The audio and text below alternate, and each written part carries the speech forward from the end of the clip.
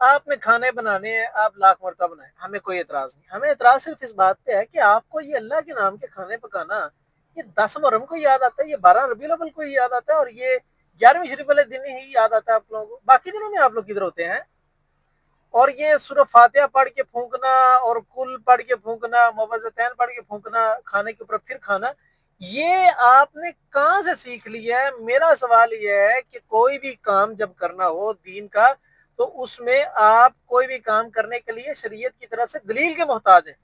آپ کے پاس کوئی کام کرنے کی دلیل ہونی چاہیے، یا قرآن سے ہو یا حدیث سے ہو، یا کوئی چلے چھوڑے کوئی آثار صحابہ سے ہی مل جائے.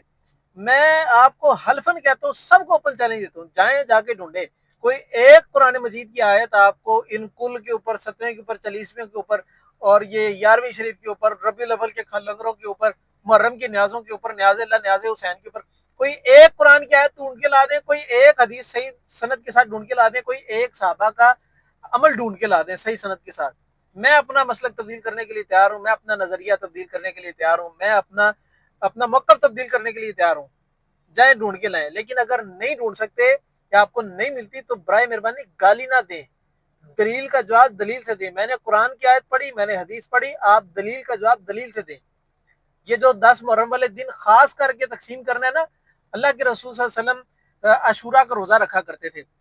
تو صحابہ نے کہا یا رسول اللہ صلی اللہ علیہ وسلم اس دن تو یہودی بھی رکھا کرتے ہیں.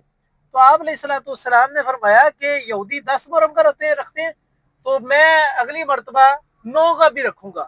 اب یہ 9 محرم کا روزہ اللہ کے رسول صلی اللہ علیہ وسلم نے کیوں قرار دیا؟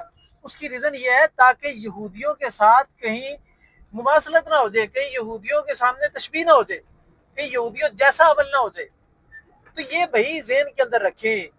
آپ کے کوئی بھی عمل جو مخصوص ہو جائے کسی خاص فرقے سے، کسی خاص عقیدے سے، جو کہ وہ عقیدہ جو باطل ہو، وہ فرقہ جو باطل ہو، اس عقیدے کے ساتھ اگر منسوب ہو جائے، مخصوص ہو جائے، تو آپ وہ نہیں کر سکتے. جائیں جو مرضی دلیلیں ڈھونڈ کے لائیں، دلیل نہیں ملتی تو میری بات پر ایک مرتبہ غور و فکر لازمن کریں.